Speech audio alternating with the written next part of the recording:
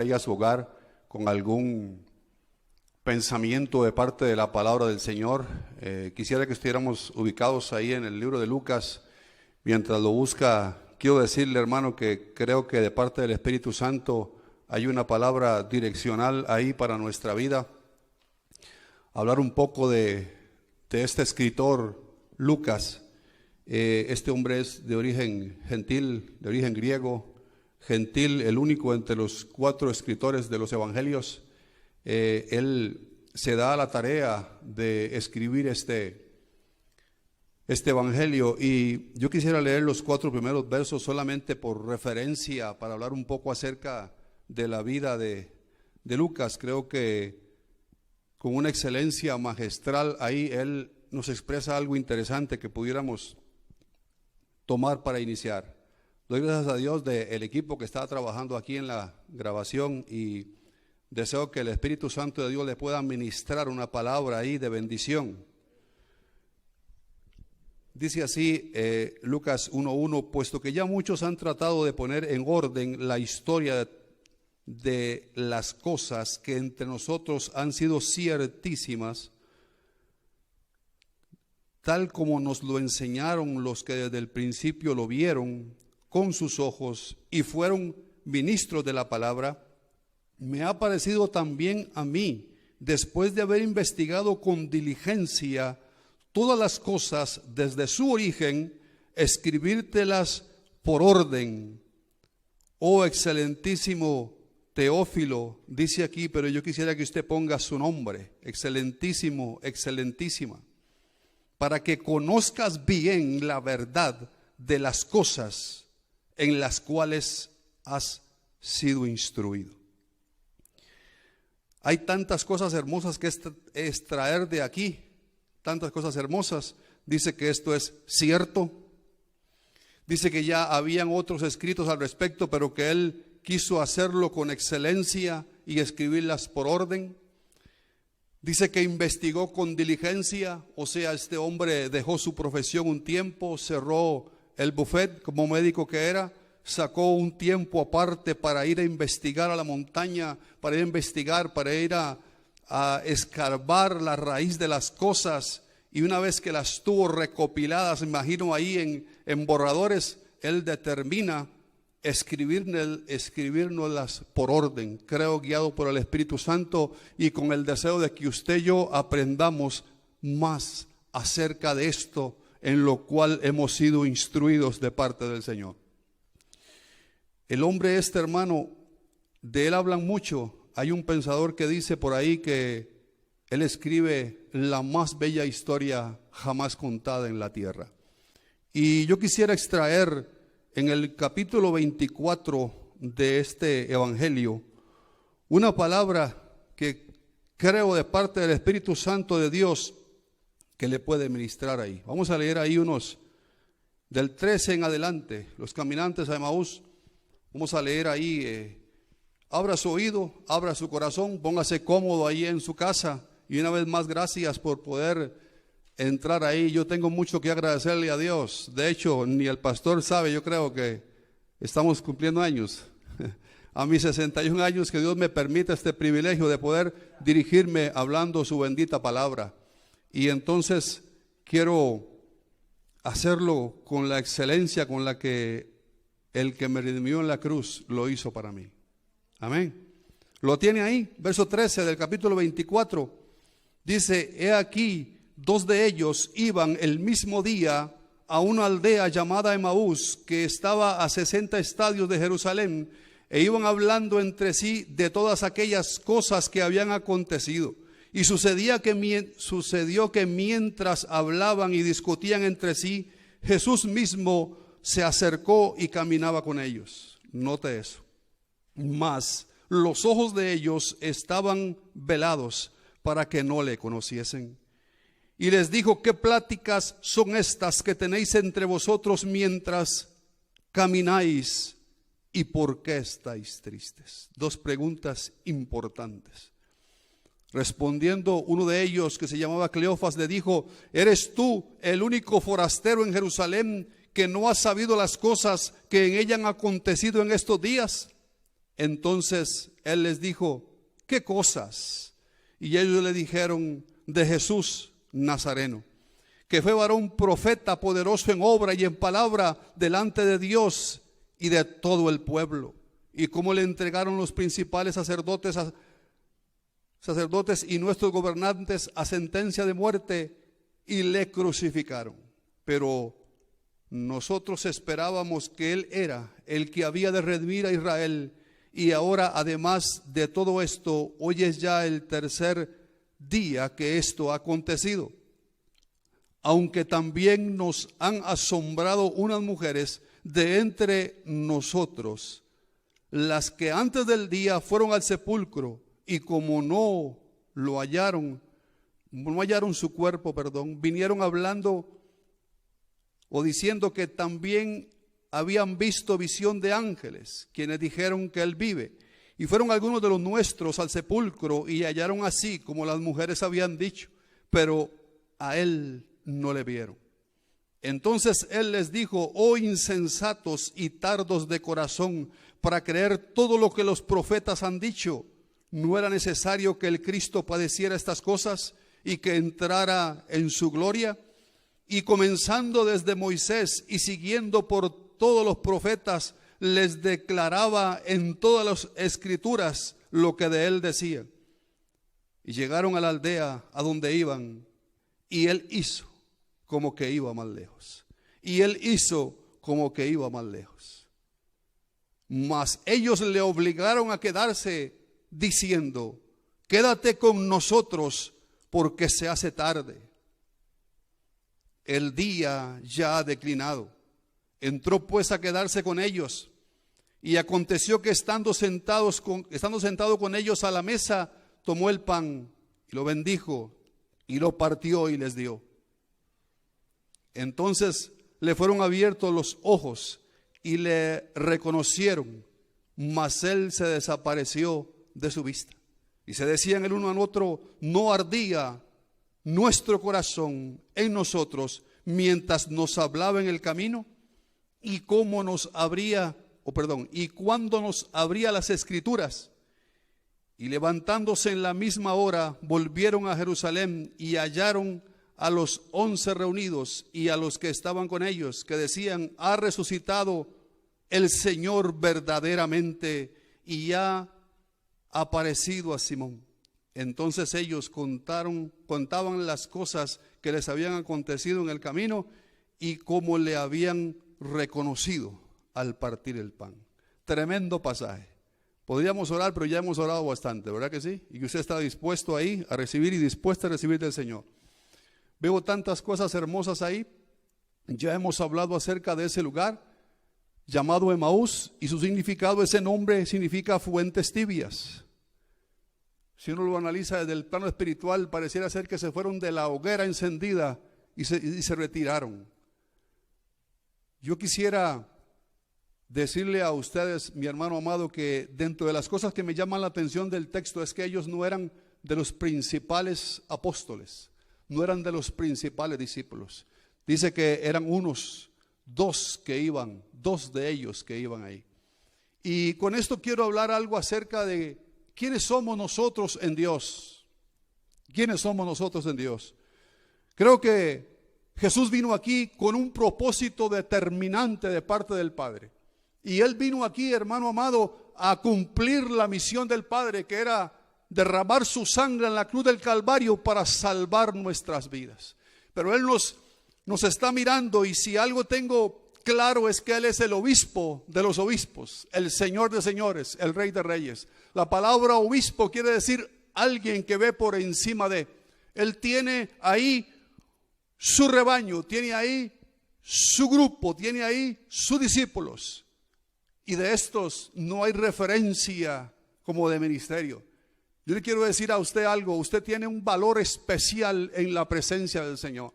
Por usted murió Cristo en la cruz del Calvario. Usted es parte del cuerpo de Cristo. Usted tiene su nombre escrito en el libro de la vida, y Dios está preparando morada para usted en el reino de los cielos. De las cosas, hermano, que yo observo es a Cristo viendo la obra que él está desarrollando y cómo ante el evento crucial de su muerte y de su resurrección y el evento que se está dando, él siente que aquel pequeño rebaño se comienza a esparcir y se comienza a diluir en los pensamientos naturales y en las circunstancias que lo rodean. Y él determina trabajar con la gente, hermanos, aleluya. Y de una manera especial se acerca a estos dos personajes, no para manipularnos, no para obligarlos, sino se acerca a ellos para ver qué había en sus corazones, para poder dirigirles, para poder darles una palabra direccional. Y en este tiempo yo quiero de parte del Espíritu Santo que usted pueda recibir una palabra direccional de parte de Dios a la vida suya, porque usted ya no pertenece a este mundo. Nuestra ciudadanía está escondida con Cristo en Dios. Aleluya. Hermano, este lugar está alejado. Dice 60 estadios, algunos traducen eso a 11 kilómetros, 11 kilómetros y medio, 12, 13 kilómetros. El asunto es que lo menciona por allá Marcos al final en el capítulo 16, verso 11, y dice que se fueron a un pueblo en el campo, un pueblecito, dice otra versión, allá en el campo retirado. Yo veo a estos aquí que estaban con una expectativa, con algo diferente, que habían sido rescatados. No sé de dónde te rescató el Señor, no sé de dónde te llamó, pero lo interesante es que Él te metió en su redil, lo metió a usted y a mí en su aula. Él quiere hacer de usted y de mí un verdadero discípulo fiel en todo tiempo. Y a veces nos sobrevienen circunstancias como la de hoy en día, y Él está enfrentando esto, hermano, y Él se acerca. Y me gusta esa forma particular del Señor en la que se acerca a ellos. Dice que se acerca a ellos, hermano, de una manera encubierta. ¿Verdad que sí? Pero Él quería sacar de ahí. Dice que ellos iban, en el verso 14, iban hablando entre sí de todas aquellas cosas que habían acontecido.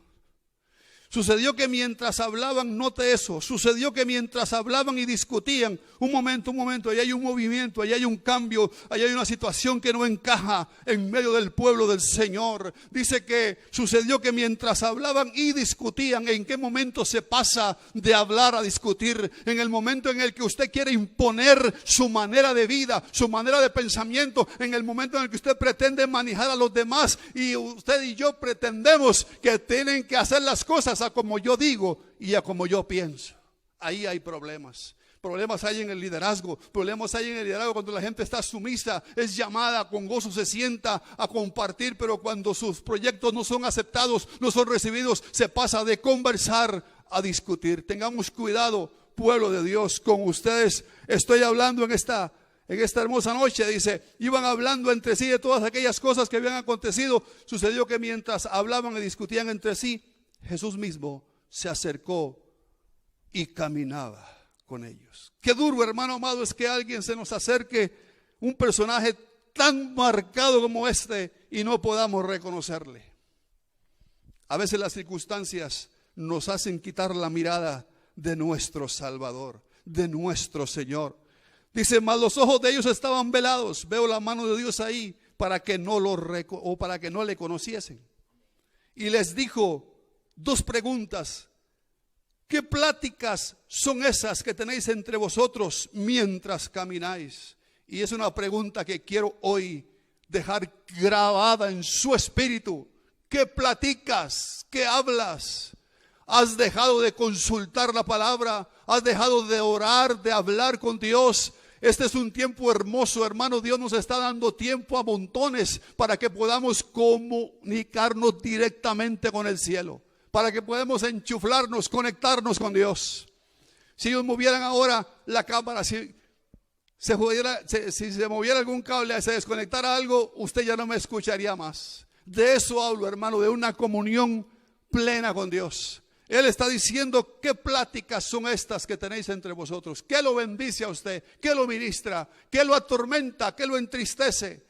¿Qué estás conversando mientras camina? ¿Qué estás conversando, iglesia amada, mientras caminas aquí en la tierra? Dice, ¿qué pláticas son estas que tenéis entre vosotros mientras camináis? Y nota eso. ¿Y por qué estáis tristes? Parece ser que lo que se platica trae a mi corazón tristeza, o trae a mi corazón bendición, trae a mi corazón expectativa, trae a mi corazón gozo y alegría. Bendito el Señor. Él viene diciendo ahí, ¿por qué estáis tristes? Respondiendo uno de ellos le dijo, ¿eres tú el único forastero? Dice, en Jerusalén. Note qué manera de encubrirse Dios a veces, hermano. Ay, Jesús, a veces hay sombras que nos quitan el brillo del sol de justicia, ¿verdad que sí? ¿Eres tú el único forastero en Jerusalén que no has sabido las cosas que en ella han acontecido? Ahora están regañando a este forastero, entre comillas, ¿verdad? Que usted y yo sabemos quién es. Dice, las cosas que en ella han acontecido en estos días. Entonces él les dijo, ¿qué cosas? Entonces él les dijo, ¿qué cosas? Jesús le está preguntando a ellos, díganme qué es lo que los tiene atormentados. Y si de algo es interesante hoy es hablar cuál es la razón de tu existencia, qué lo sostiene a usted en esta tierra. Jesús les dice a ellos, ¿qué cosas? ¿Qué es el asunto? ¿De qué es de lo que vienen hablando? Sáqueme más de su corazón para ver qué le puedo resolver. Alabado el Señor. En el verso le dice él, ¿qué cosas? Y ellos le dijeron, ya no es solo Cleofas, sino los dos. Le dijeron, de Jesús Nazareno, de Jesús Nazareno. Hermano, ese verso me impactó y quiero decirle por qué. Dice, de Jesús Nazareno, que fue varón profeta, poderoso en obra y en palabra, delante de Dios y de todo el pueblo. Fue. Hermano amado, ellos le quitaron a Jesús el brillo. Ellos habían oído a Pedro decir, tú eres el Hijo del Dios viviente. Ellos habían experimentado cosas tremendas a la par del Señor. Ellos habían confesado que Él era el Hijo del Dios viviente, el que vino a salvar, el que vino a traer consolación, el que vino a todo. Hermano, ahora lo están denigrando y hablan de un Jesús que nació en Nazaret. Hablan de un Jesús que nació en Nazaret, de Jesús Nazareno. Lo entierran diciendo que fue. ¿Sabe algo? Desde hace casi 9 años, cuando el Señor nos llamó a mi esposa y a mí, que por cierto hoy nos acompaña también. Desde ese momento, hermano, yo entendí quién es mi Salvador, quién es mi Redentor. Yo me di cuenta que no hay otro nombre debajo del cielo dado a los hombres en el cual podamos ser salvos, solamente en Jesucristo. Hermano amado, ellos aquí están bajando de categoría al Señor, lo están llevando a un hombre natural. Están diciendo fue tremendo, sí, fue un varón profeta, hermano. Le quitaron lo de hijo de Dios, lo despojaron de un montón de cosas que él tenía, hermano. Dice que fue varón profeta, fue poderoso, sí, pero fue en obra y en palabra tremendo delante de Dios y delante de los hombres. Pero el asunto es que fue, y este pensamiento y estos comentarios lo llevaban rumbo a un lugar de fuentes tibias, alejándose del lugar donde debieron siempre haber estado y de no haberse movido. Y cómo le entregaron los principales sacerdotes, note esto, y nuestros gobernantes. Ellos vuelven a tomar otra vez, al decir nuestros gobernantes, vuelven a meterse bajo el yugo del que supuestamente iban a ser redimidos, porque ellos esperaban que Jesús les redimiese del látigo romano que tenían encima en ese momento preciso, como político. Hay muchas cosas que se extraen de ahí, de eso. Dice, cómo nuestros gobernantes a sentencia de muerte, y lo crucificaron. Pero nosotros esperábamos, ya no esperaban.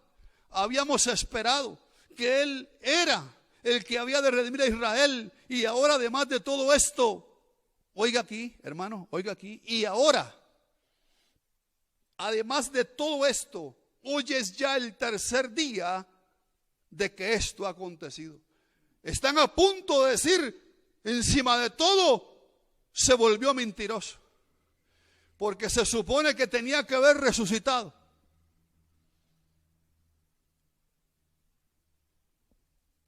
Dios mío. Hoy es el tercer día que esto ha acontecido, dice. Sin embargo, hay algunos indicios que nos quisieran a nosotros hacer volver a creer, porque yo creo que ahí se asoma la incredulidad al corazón de ellos. Aunque también nos han asombrado unas mujeres. Ay, Señor, ahí me quedé un rato, hermano. Nos han asombrado unas mujeres de entre nosotros, las que antes del día fueron al sepulcro. Hermano, cuando él dice unas mujeres de entre nosotros, no está hablando de gente impía. No, por eso estoy hablándole en esta noche a la iglesia, hermano. No está hablando de la gente impía, está hablando de que ahí podría estar, ahí estaba de hecho María Magdalena, una mujer que había sido libertada de 7 demonios, hermano. Una mujer que había sido libre por el poder de Dios, una mujer que ungió los pies del maestro. Había gente que fue resucitada, ahí estaba, hermano, un grupo de gente grande. Cuando él dice ahí, ellos dicen ahí, unas mujeres de entre nosotros, está haciendo referencia a que hay gente que tiene testimonio personal. Y si de algo estoy convencido, iglesia amada, que dicho sea de paso, me hace falta verla aquí en el templo para compartir con ustedes y abrazarles. Vendrá el tiempo de parte del Señor.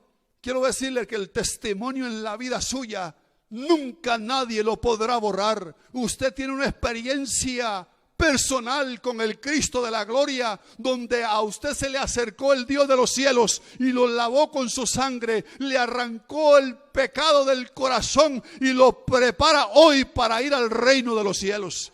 Hermano amado, cuando ellos dicen unas mujeres de nosotras, no están hablando de gente impía, de gente pagana, de gente que odia a Dios, hermano. Están hablando de gente que tiene testimonio vivo dentro de la obra del Señor.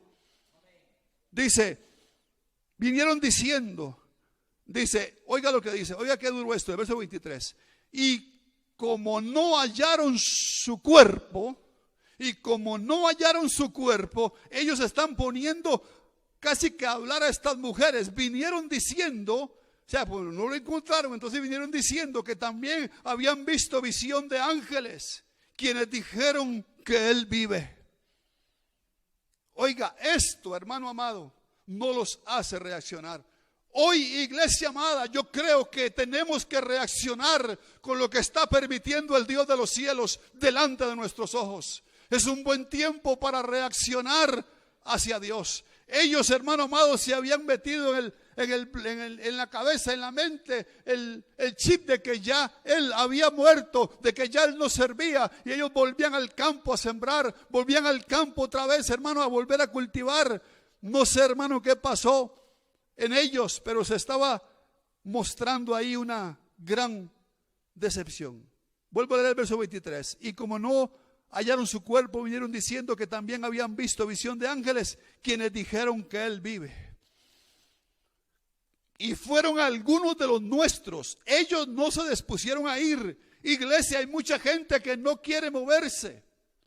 Hay mucha gente que no quiere moverse a hacer nada para el Señor. Vinieron y anunciaron que él vive, como diciendo, todo lo que dijo es cierto, corramos a la tumba, allí debieron ir. Hoy yo le digo, iglesia, por el Espíritu Santo de Dios, vuelva a la comunión con Dios, vuelva a la palabra, vuelva a la revelación que te cambió la vida. Aquel que te trasladó de tinieblas a luz, todavía no ha cortado el brazo para salvar, no ha cortado el brazo para bendecir.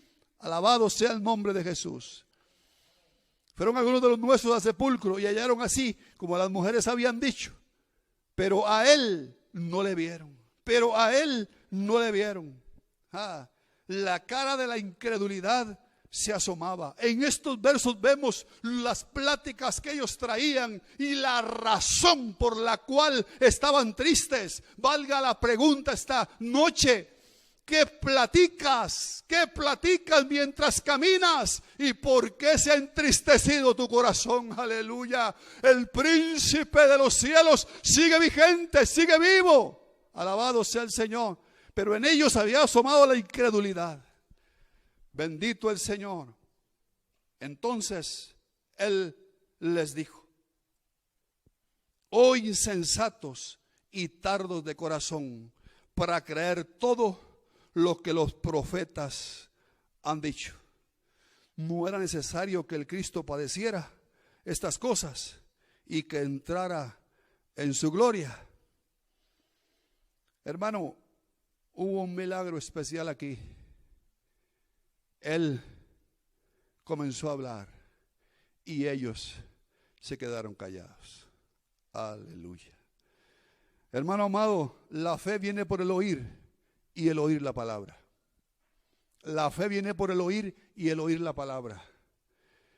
Yo creo, hermano amado, que el Espíritu Santo de Dios hoy nos ha movido a meternos en el lugar santo, en el lugar santísimo, a fin de que nuestro oído se abra para oír su palabra.